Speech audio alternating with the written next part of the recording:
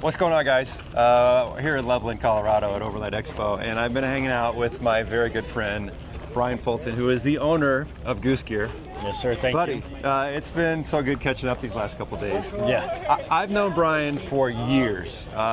We've camped together. We've been on adventures together. You've outfitted several of my vehicles. Thank you very much. Yes, as many as possible. But I thought today would be a good opportunity for kind of get to know you a little bit and get my audience to kind of get to know you a little bit, and then talk about being a business owner of Goose Gear and some of the challenges and some of the successes, and just kind of take a deep dive. And then, I don't know, we're at Expo. If there's something interesting, we can just just talk about it. Yeah.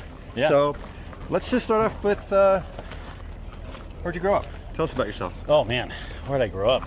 Yeah, I was born and raised in Southern California, Orange County, up until about 3rd grade. Then we moved to San Diego County till about 9th grade, then back up to Orange County. So my whole life, my whole world has been based around Southern California. Okay. Which isn't exactly terrible. Yeah. I mean, we got great weather down there, as you know. Great. Yeah. So it's been, it's good. I love it out there. Yeah. But as you know, we just moved. Yep. And that's a huge thing. We love it out here in Colorado. Right. And it's been a big challenge to get moved, but it's been fun. Yeah, I mean, moving an entire business that you've been at for years and years, and we'll get into this more, but from California to Colorado, that's not an easy task, but we'll dive into that. Talk to me about like your overland journey. Like, how did you get into overlanding? How did that happen? Oh man, so that's actually a great question. So that's really the start of Goose Gear. My daughter had hit 10 years old, and from the age of 6 to 10, basically I was working like crazy. So that's 2010 through 2014, and the economy's still trying to recover from the Great Recession, and we're in the contracting business, which is not great at all. And we had started our business in 2010, right in the middle of like when everyone's still going out of business. So it's working crazy hours, and realized that she went from 6 to 10, and I would leave in the morning before she's awake. I would come home, she's asleep. Yeah. And it freaked me out, and said, you know what, I want to do something else. So I just started searching around and wanted to spend time with her, and went on YouTube and found Expedition Overland, their very first season. Yeah. And also found Andrew St. Pierre White out of South Africa and Australia. And in high school I went four-wheeling, so that's what it is. I searched on YouTube. I searched, hey, four-wheel drive trails, right? Didn't know what to search, and I'm looking at seeing all these different things, all these different videos, all of course the crazy rock crawler guys, the crazy mud guys, and then I see X Overland and Andrew St. Pierre White, and I was like, we used to go four-wheeling when I was a kid. I had a '84 Toyota bare bones pickup four-wheel drive, and I used to just ditch high school and then go wheeling, right, with friends. And I saw them. They went out and they went wheeling, and then they went camping, and then they went wheeling, and they went camping, and then they went wheeling, and they went camping, and it was different spots and all these epic views and all these epic places. And I was like, I want to do that. And decided one day, said, you know what, that's it. I sold a work truck, bought an old, a 2004 4Runner, 4th gen, and built out some drawers with her, and we still have those drawers. They're in the shop. I showed them to you last week. And so built out some drawers and started going camping. Yeah, it's awesome. Well, I thought we'd pause right here because you're driving one of these guys. Yes. Ineos Grenadier. Yes. Yeah. I was that close. I know. So close. That close. Right? But there's been a little bit of bantering between Land Cruiser and Grenadier over the last couple of days. I know this guy. A lot. Why did you choose the Grenadier? I mean, our whole world involves the inside of the vehicle, right? Goose Gear's life is the interior storage solutions and making the best possible systems we can to make your camping trip as simple as possible, right? Which you've come to learn to love, and which has been great. The Grenadier is just in a different class, right? I mean, it's more like a 70 series Troopy or the old Defender 110s. Obviously, looks a little similar to a Defender 110, just a tiny bit, right? And but the interior of it for us is just real big and boxy, and so it just opens up a lot of opportunities for us for what we do. Yeah, well, the build out you've done in the back inspired what I wanted to do in the Land Cruiser. So they're very similar, very similar. But I got a little more space than you got. You do have, you feel like 7 inches more length than I do. It was pretty crazy. We put it in there, and we're like, holy cow, this thing is 7 feet long inside. The Grenadier is it's a great vehicle. I think it's going to be cool to see. I mean, there's a lot of them here. There's also a lot of Land Cruisers here. So, there are a ton of Land Cruisers. Okay, I guess the question I want to know is Goose Gear.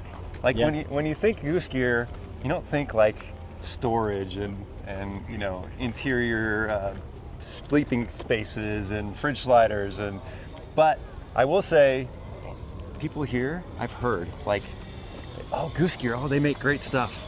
I keep hearing that a lot. How did you come up with the name Goose Gear? Like, Goose Gear. Well, so my daughter is probably 2-3 months old, okay. and she's in her bedroom, in her crib, and I come walking around the door, and it's just like a doorway. I walk in, I look down, and I was like, hey, Goose. And ever since then, I've called her Goose. Yeah. So even to this day, like, I'll text her, hey, Goose, what are you doing? Okay. Yeah, that's her nickname has been Goose for me since she was a little baby, and that's it. And I was like, well, Goose Gear is it. Goose Gear it is. Okay. Yeah, that was it. Well, it's a recognizable name. I think everybody that hears Goose Gear now today knows what it is. You've built a great brand. Thanks. But that couldn't have been easy. There had to have been some challenges along the way. What was those first couple of years of starting the business like?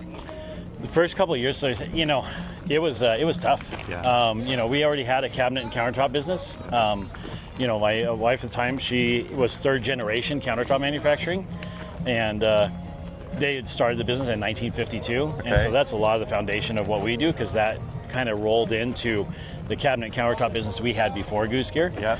And that gave us a lot of experience, right? And understanding cabinetry and storage and all that kind of stuff.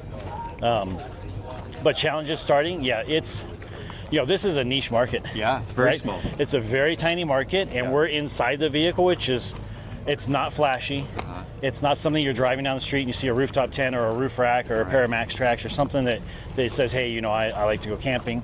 It's inside the vehicle, so it's not like the thing that people go, oh yeah, I want to have that because that's going to, be the cool thing to show my friends. Right. So it was a slow grind. Yeah. It took us, more than half of our existence. This is our 10th anniversary this month, which is pretty rad. But more than half of our existence, we lost money every year. Oh. And that's just because it was a small business and it was a small niche market. Right. We were kind of split between two different businesses, so it's kind of hard to scale a business if it's only half of your focus. Right. Right. And so now Goose Gear, as of 2020, is the only thing we do, and we ended up closing down the cabinet company and countertop, and we moved all those employees to Goose Gear. Yeah. During the COVID pandemic, so it worked out quite well. I got to think, like, sorry about the music, guys. Sorry about the music. I got to think that, you're losing money. Like, there had to have been some mornings you just wake up and be like, this isn't going to work. This isn't going to work. Yes. Oh, so many. Yeah. So many. Like, there's, I struggled and really got to the point where it was, there were multiple times when I thought, what, this isn't worth doing. We're just going to shut it down. Yeah. And it's a slow grind, That's right? tough. And people think, they look at Goose Gear and they think, oh, this is a huge company with all these people and a big building, and then they come to the shop and they're like, wait, there's only 7 of you guys here or 10 of you guys here? Yeah. But it's been, I don't know.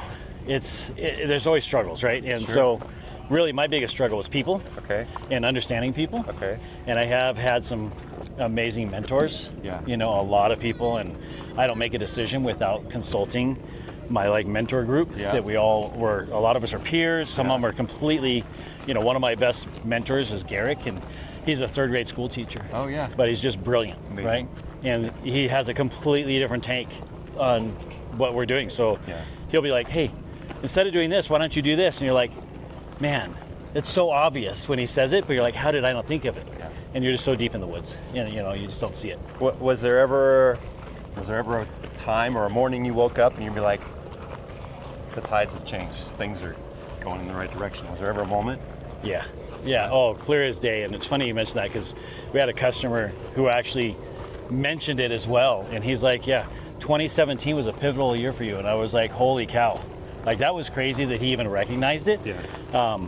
But 2017 was a pivotal year. So 2015, that was our first time we ever showed anything at Overland Expo, and it was really, we're this new company, new startup, in a tiny, at that point there's 40, 50 vendors tops. Yeah. There's 400 here now. That's crazy. Right? It's just insane. And we had we put our drawer out, and of course it's made in America, it's using American products as much as possible, high quality products. So our drawer is 2 times the cost of everyone else's. Right. And people are just like, who are you? And what are you thinking? Like, you're crazy. Right. And 2016, a little bit better, still a lot of pushback, like, hey, your stuff's cool, but it's ridiculously priced. Why would you ever do this? Yeah. And it's tough. Yeah, it's tough. So, I mean, 2 years of just constant negative. 2017 rolls around, we're setting up at Expo West, and a guy walks by and he points to his friend and goes, "Oh, that's Goose Gear. Their stuff's a little expensive, but man, is it the best on the market?" Right? Something along those lines. And I was just like, holy cow, like this is a turning point. And that was literally, that year was the first year where people understood that if you want to buy something that's going to last and is going to just work every single time, it's worth the money. That's right? awesome. And it's not for everybody, but you know, you can go camping in a Pinto. Right? Like, let's be real. My parents had one when I was a kid. See? Yeah. Yeah. You don't have to have all the bling, all the flash. Yeah. It's nice to have. It's comfortable, but you know, it's nice to have. Yeah. Right? When you're set up and you're dialed and your rig is ready to go and everything's where it's got it as its home, everything about it's just easier. Yeah. You have built out many vehicles, and you do it to create product, but you also do it to help people with their custom builds and that kind of stuff. Is there one build that you've done out of the years that's just like, this one was epic? Oh man. I mean, I'm sure there's a lot. Yeah, there's a lot, and we've done some pretty killer stuff. You know, we built our F350, was pretty rad. Yeah. You know, that had a German camper 5010, and that was pretty epic. And just the rig, just the comfort, the ease, just everything about it was just great. Yeah. But the Grenadier. Yeah.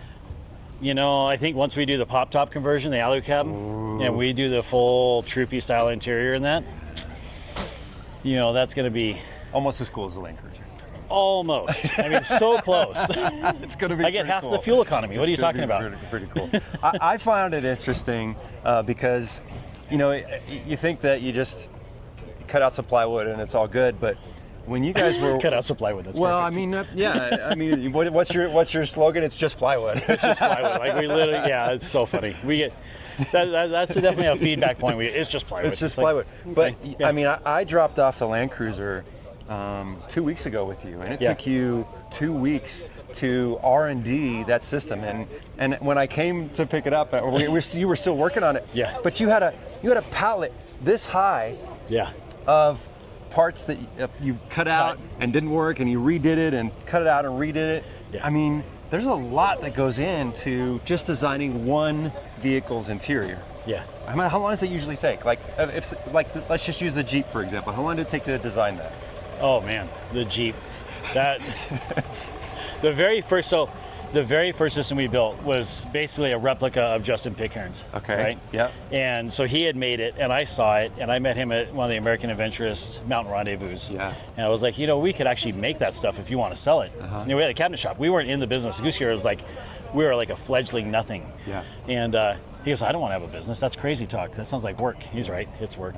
Yeah. And but we spent literally months taking his design, re-engineering it, because we have to turn it into a production product. Okay. Right. So everything we do has to be replicatable. Okay. Replicable, and it has to be easy to build. Yeah. Right. To a point. Right. Yeah. It needs to be strong, but somewhat easy to build. Right. And just so it varies. Every video. Sometimes I'll go in and I'll blow a seat delete out in a day. Okay. And then some days where the Land Cruiser was a perfect example. Yeah. The Land Cruiser was very difficult. The battery system being raised, trying to maximize space but not take up too much space. Yeah. So it was a crazy amount of work on Land Cruiser. And I mean, when I got there to pick it up, we still had a couple days working on it. You were still elbows deep into cutting and fitting, but I could tell like you really enjoy that part of the process. Yeah. What is it about that? Creative. Yeah. Right? I mean, you create something, and you know, the longer we do it, the more refined we get. Right? We're constantly trying to improve, make it a cleaner aesthetic, a more form fit, and it's just a sense of accomplishment, right? When you design it and it works and it looks good, you just feel good. Yeah. That's awesome. I loved watching you work. I loved being a little bit a part of the process, but you I just said, this is what I want, something similar, and you just took it and ran with it, and man, it turned out so good. Yeah. Why don't we head back this way, because I think there's one vehicle that we want to take a look at before we wrap this up. But I still have a whole bunch more questions for you. Oh yeah, good. So if somebody was starting a business today, any business, what's the biggest advice you would give them? That's a good question. Good question. You know, I think probably one of the things that's probably the most critical thing is people. Yeah. Right? Knowing people. Okay. Understanding people, understanding what makes them tick, what their motivation is, knowing what to expect out of a person. Okay.